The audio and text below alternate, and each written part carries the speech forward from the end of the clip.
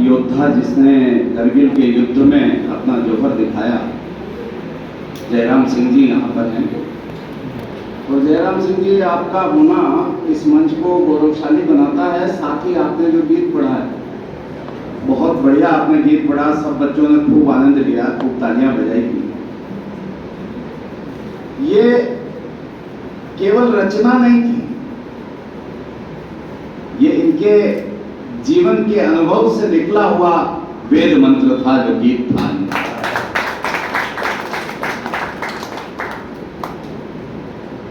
मैं आज आपको एक कविता सुनाता हूं। आज मेरे पास 10 मिनट का समय है, तो मैं एक कविता आपको सुनाता हूं। वैसे तो करगिल का युद्ध कब हुआ जानते हैं? करगिल का युद्ध कब हुआ?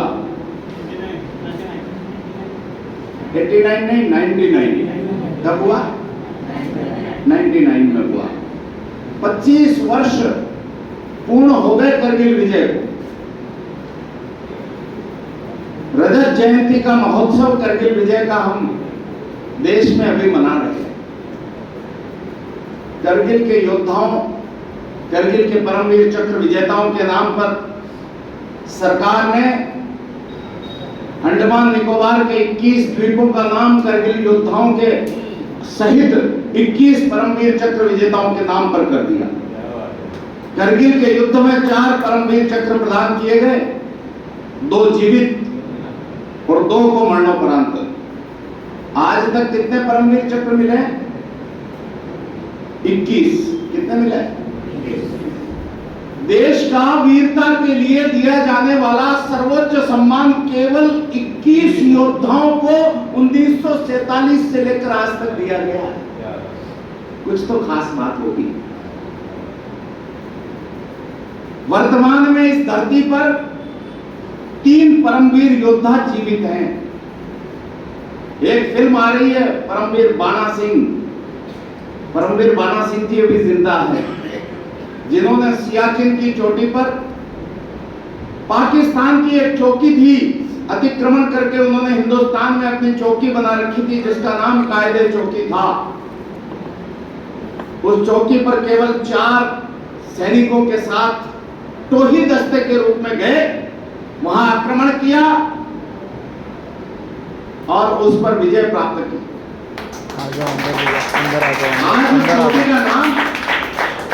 आज उस चोटी का नाम परमवीर बाणा सिंह चौकी।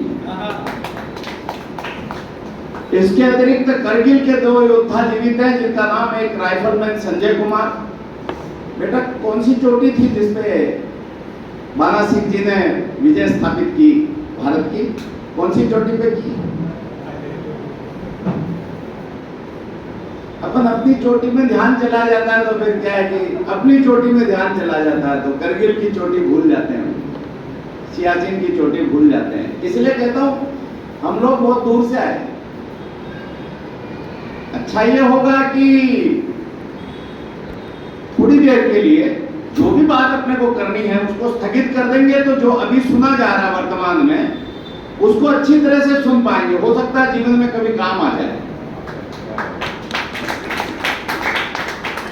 4 में से 2 योद्धा जीवित हैं, जिनको करगिल में परमवीर मिला, जिनको मरणोपरांत परमवीर मिला। उनका नाम है कैप्टन मनोज पांडे और कैप्टन विक्रम बत्रा।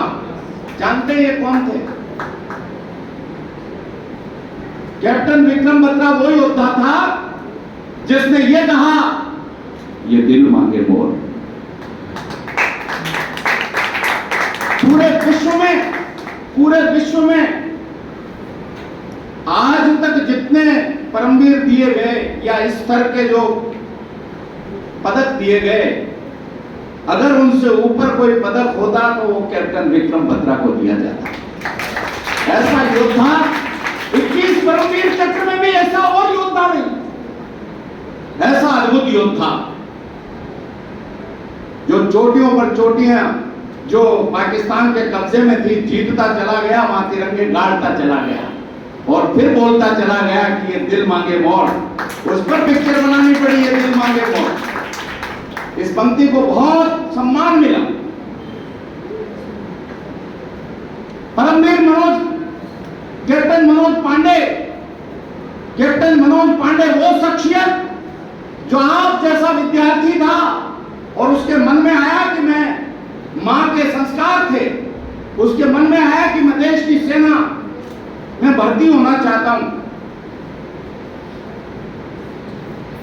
साक्षात्कार के पहले एक फॉर्म भराया जाता है जो केवल सेना में पूछा जाता है कि आप क्या बनना चाहते हैं।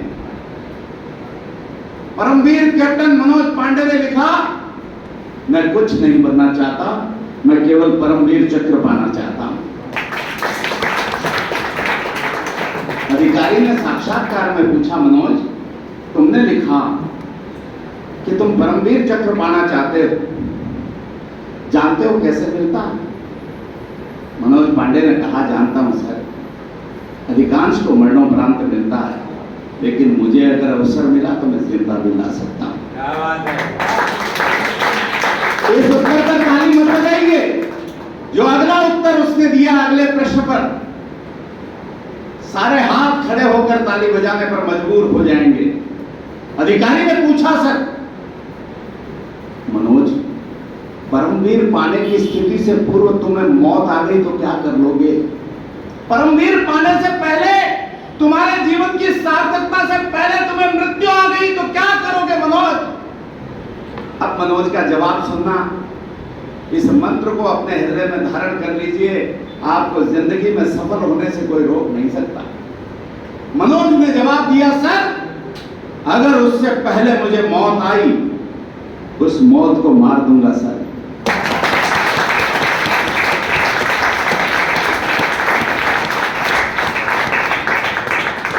यार ये प्रतिबद्धता होती है। आज वो विषय इसलिए नहीं है, केवल मैंने इसलिए निवेदन किया कि लोगों को पता रहे परमवीर होता क्या है, परमवीर योद्धा कितने थे, वर्तमान में कौन है, कौन जीवित हैं। इसलिए मैंने ये प्रसंग ले लिया। देश रजत जयंती मना रहा है करगिल के युद्ध की, और साथ ही हमारे आदरणीय एक योद्धा जब खुद उपस्थित होता है सदन में, हम लोग कल्पना नहीं कर सकते इनकी जिंदगी कैसी होती है, कल्पना नहीं कर सकते। मैं तो जाता हूं, वहां पे देखता हूं सदृश, उनके जीवन का कोई जवाब नहीं है। कण कण माटी के लिए उनका कतरा कतरा समर्पित है। हम अपनी जिंदगी को बनाकर वेतन के लिए काम करते होंगे, लेकिन योद्धा सदैव सदैव जो वर्दी धारण करता है वो वतन के लिए काम करता है। आज विशेष स्वतंत्रता दिवस का है, स्वाधीनता दिवस का है। 7.25 लाख लोगों की शहादत 90 वर्ष के कालखंड में हुई। मैं इन बच्चों से पूछना चाहता हूं, जानते हैं पहली आहुति किसने दी थी अपने प्राणों की? स्वतंत्रता के महायज्ञ में जो 90 वर्ष का कालखंड चला, उसमें पहली आहुति देने वाले उस महान शहीद का नाम कोई बता सकता है? नहीं सर, आपसे पूछा नहीं, मैंने कहा इसके पहले कि विद्यार्थियों से पूछना चाहता हूं। मैं तो जानता हूं आपकी तो आवाज झलक रही है आपके चेहरे से। एक बार साहब के लिए ताली नहीं बजाओ।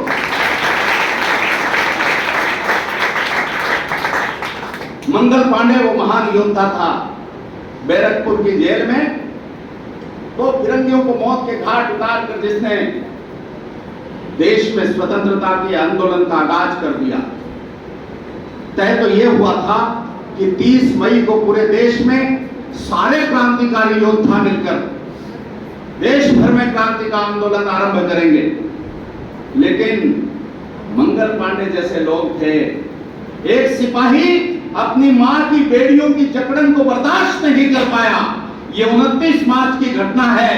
केवल 10 दिन बाद 8 अप्रैल को उसको फांसी पर चढ़ा दिया गया, लेकिन ये 8 अप्रैल की घटना है जिसने स्वतंत्रता के आंदोलन का आगाज कर दिया। 30 मई का इंतजार उसने नहीं किया। उस महान योद्धा पर एक 3.5 मिनट की कविता है, वो सुनाकर अपनी वाणी को विराम देना चाहता हूं। एक बार मुझे आशीर्वाद दीजिए, मैं कविता करता हूं।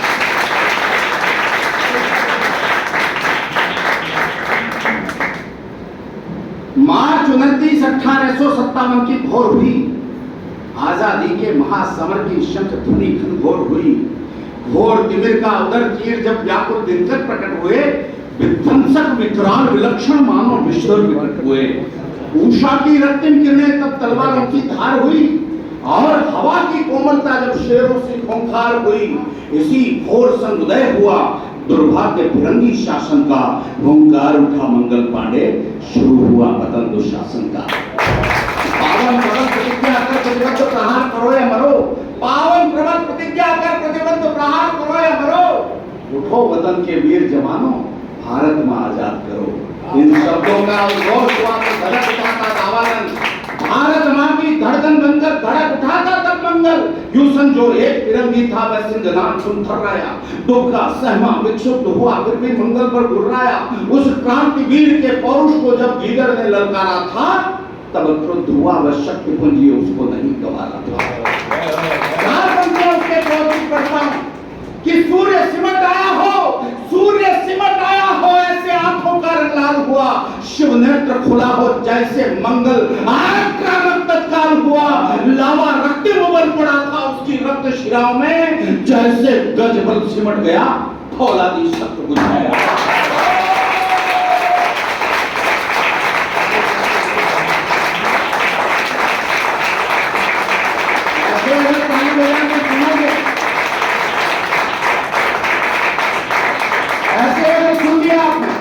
ऐसे सुन लिया आपने तो मैं सही बता रहा हूं, इस कमरे का टेम्परेचर चेक करवा लेना, 10 डिग्री बढ़ा हुआ मिलेगा मेरी कविता के बाद।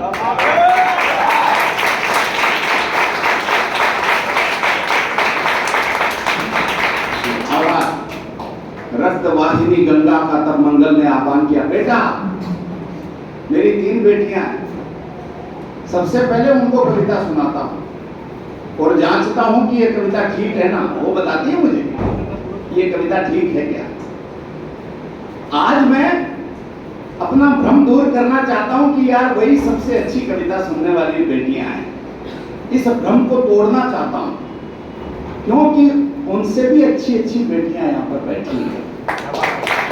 थोड़ी देर का ध्यान चाहता हूं, शहीद की कविता में आपस की बातों में रह जाओगे, इस देश को फिर 80-80 साल के प्रधानमंत्री भुगतने पड़ जाएंगे।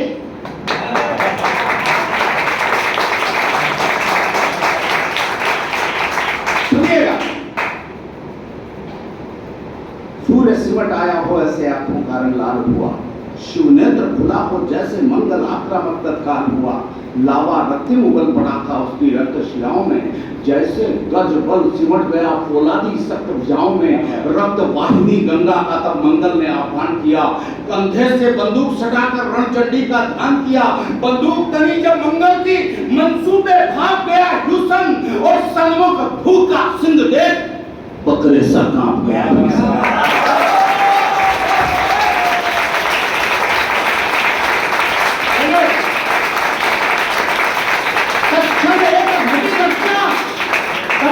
एक घटी घटना विश्वास नहीं कुछ हो पाया, महसूस किया मंगल ने सन्मुख एक मानवी का साया।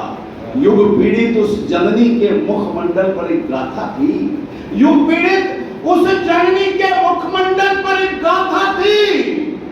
वह नख से सिर तक जंजीरों में जकड़ी भारत माता थी।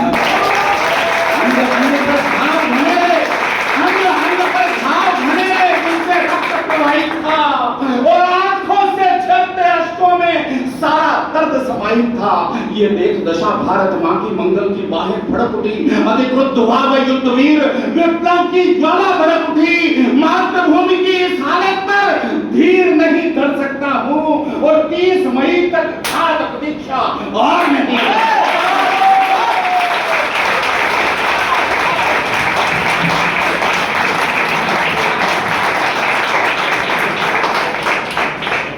रक्त क्रांति के महायज्ञ का घोष भी करना होगा।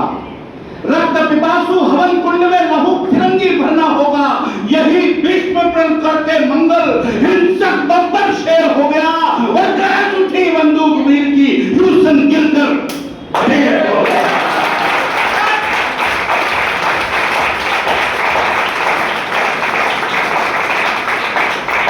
इनकलाब के दरिया में यूं आया वक्त तूफान का, ये क्रूर फिरंगी फिरंगी सत्ता पर था हमला हिंदुस्तान का। उस गोरे का लहू बहाकर भड़क उठी मंगल की भूख। अब वो लक्ष्य पर था उसकी कड़क उठी फिर से बंदूक।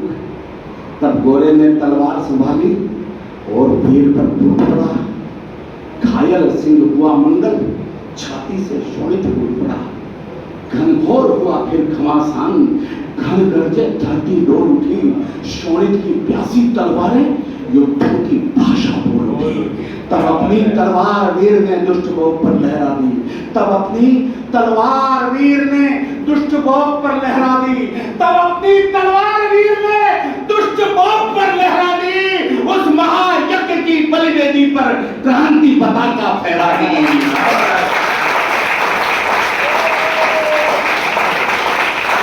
उन गोरों का शोणित बहकर हिंद धूलि को चाट रहा था, मानो अर्जुन गीता सुनकर युद्धों के प्रकार।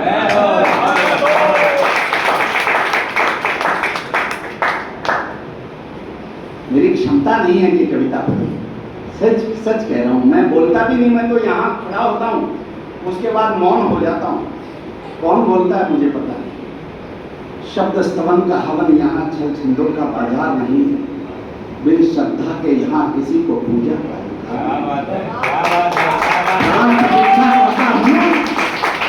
प्राण प्रतीक्षा करता हूं मैं, शब्दों का व्यापार नहीं।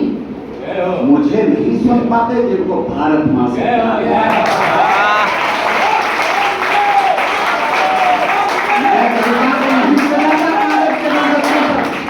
मैं कविता को नहीं सजाता कागज के गुलदस्तों पर।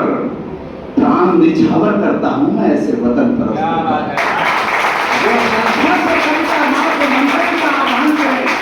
आराधन के दीप जलाकर राष्ट्र देव का ध्यान करें।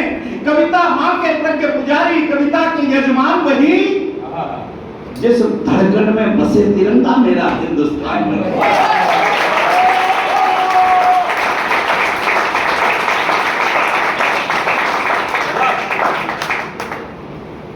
पंक्तियां पढ़ता हूं। आखिर घायल मंगल को गोरों ने मिलकर पकड़ लिया। लहू लुहान उस क्रांति दूत को जंजीरों में जकड़ लिया।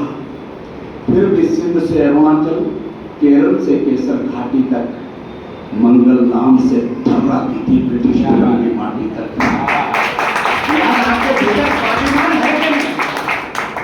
बात करने से सारा खेल बिगड़ जाएगा, खेल बिगड़ जाएगा सारा, क्योंकि यही क्लाइमैक्स है। सुनिएगा। आखिर घायल मंगल को गोरों ने मिलकर पकड़ लिया। लहू लुहान उस क्रांति दूत को जंजीरों में जकड़ लिया। फिर भी सिंध से अरुणाचल, केरल से केसर घाटी तक मंगल नाम से थर्राती थी ब्रिटिश फिरंगी माटी तक। कानून फिरंगी, न्याय फिरंगी, हश्र फिरंगी होता था, इसलिए न्याय के मंदिर में अन्याय फिरंगी होता था। अभियोग चलाकर मंगल पर तो उसको मृत्यु दंड मिला। अभियोग चला जब मंगल पर तो उसको मृत्यु दंड मिला। पर हिंदुस्तान के हर वासी का उसको प्यार प्रचंड मिला।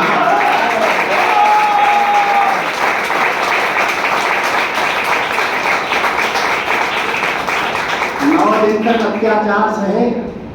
9 साल तक हमने अफजल को बिरयानी खिला खिला कर देश में पाला है। जेल में भी बिरयानी खिलाई। 9 दिन तक अत्याचार सहे। 9 दिन तक अत्याचार सहे, पर दर्द घाव सब भूल गया।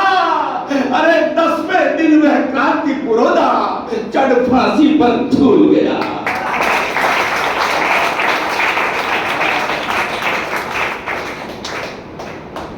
देशभक्ति के सागर में इस घटना से तूफान उठा। पूरब पश्चिम उत्तर दक्षिण सारा हिंदुस्तान उठा। यहाँ बच्चों को पता है कि नहीं, 2 सैनिकों के मस्तक काटे गए बेटा।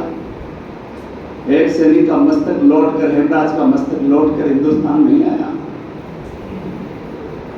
सरकारों ने, तत्कालीन सरकारों ने कुछ नहीं किया। तब वो मां अपने बेटे का मस्तक पाने के लिए अन्न जल का त्याग करके अनशन पर बैठ गई।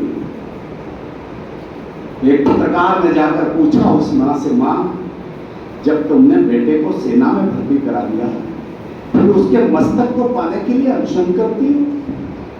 माँ ने कहा, बेटा मैं जानती हूँ कि जिस दिन मैंने मेरे बेटे को सेना में भर्ती करवाया उसके प्राण मैंने देश पर न्यौछावर कर दिए, लेकिन आखिर तो उसकी माँ हुई। 9 महीने तक इस कोख में मैंने उसका पालन पोषण किया है। क्या उसके बलिदान के बाद उसके मस्तक को चूमने का अधिकार एक माँ को नहीं मिलेगा?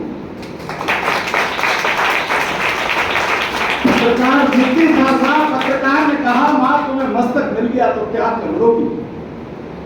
अब माँ का जवाब सुनना। माँ ने कहा, बेटा उसका मस्तक मैं मेरे लिए नहीं चाहती थी, मैं तो ये देखना चाहती थी कि देश के दुश्मन जब सामने खड़े थे तो उसकी पृथ्वी का तनाव कैसा था, देश के दुश्मन जब सामने खड़े थे तो उसके जबड़ों की कसावट कैसी थी, देश के दुश्मन जब सामने खड़े थे तो उसकी आंखों में उतरे हुए खून की लालिमा कैसी थी, और देश के दुश्मन जब सामने खड़े थे तो उसके माथे पर स्वाभिमान की रेखाएं कैसी चमक रही थी।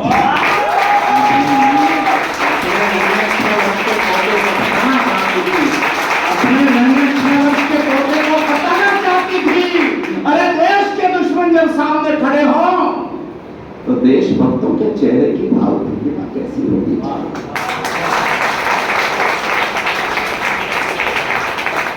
मैं केवल मंगल पांडे की कविता नहीं पढ़ रहा हूं, माफ कीजिएगा मुझे। मैं उन 7.25 लाख शहीद हुए वीरों को सैल्यूट करना चाहता हूं इस अचीवर्स कॉलेज के माध्यम से। अचीवर्स कॉलेज के जितने छात्र यहाँ पर, जितने गुरुजन वृंद है, आदरणीय महेश जी यहाँ पर बैठे हैं, और महेश दिखने में दिखता है केवल महेश, लेकिन इसके भीतर नजर आता है पूरा देश।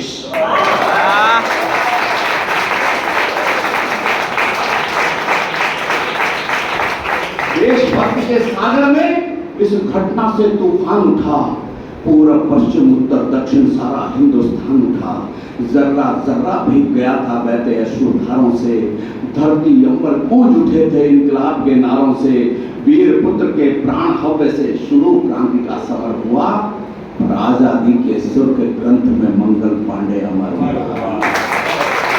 यहाँ कमजोर हो गया आप करोगे, पंक्ति बहुत जोरदार सुनिए, धीरे बोलिए तो आपसे तालियां दीजिए।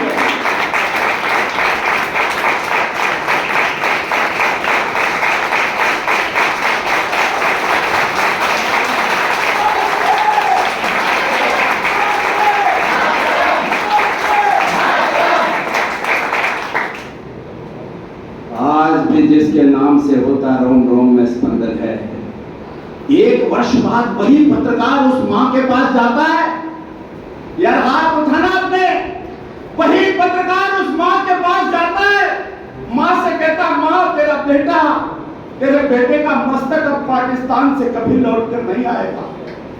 मैंने सुना है कि उसके मस्तक पर पाकिस्तान में शोध किए जा रहे हैं, अनुसंधान किए जा रहे हैं। क्या अनुसंधान किए जा रहे बेटा? उस पत्रकार ने कहा, मां यह देखने की कोशिश की जा रही है, यह पता लगाने की कोशिश की जा रही है, यह जांच की जा रही है कि आखिरकार भारत की सेना के सैनिक के मस्तक में ऐसी क्या खास बात होती है, वो कट तो जाते हैं लेकिन झुकने के लिए तैयार है।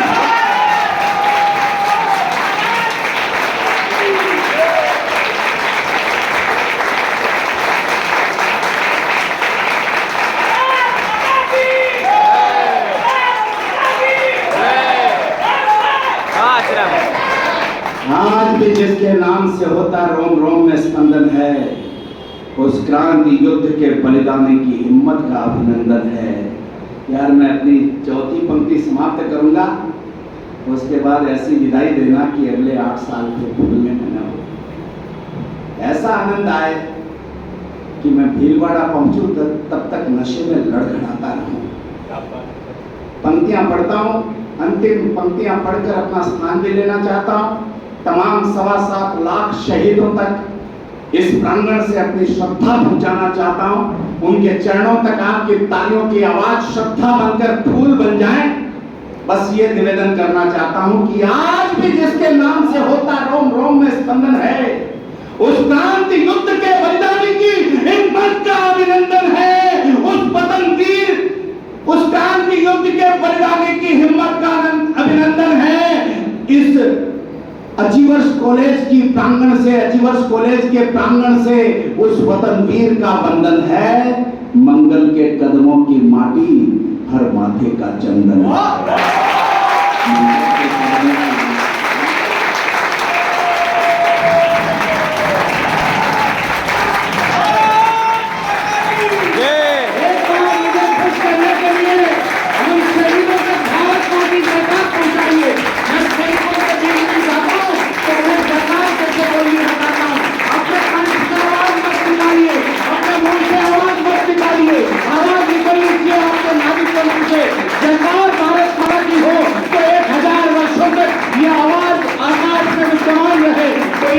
वैज्ञानिक पता लगाना चाहे तो उसे पता लगना चाहिए कि अचीवर्स कॉलेज के देशभक्तों ने भारत माँ की जय करके लिखी है। बोलिए भारत माता की हाथ की मुट्ठी बंधी हुई हो, आकाश की तरफ लहराए तो ऐसे कि जैसे आकाश में छेद करना चाहती हो।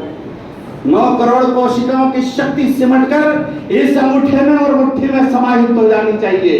कंधे से उठे तो आसमान को चीर दे, ऐसे ही मुट्ठी आसमान में उठनी चाहिए। सुनिएगा कि भारत माता की, भारत माता की, भारत माता की, वंदे मातरम, वंदे मातरम। आवाज में दम नहीं है, मुंबई सुनना चाहिए।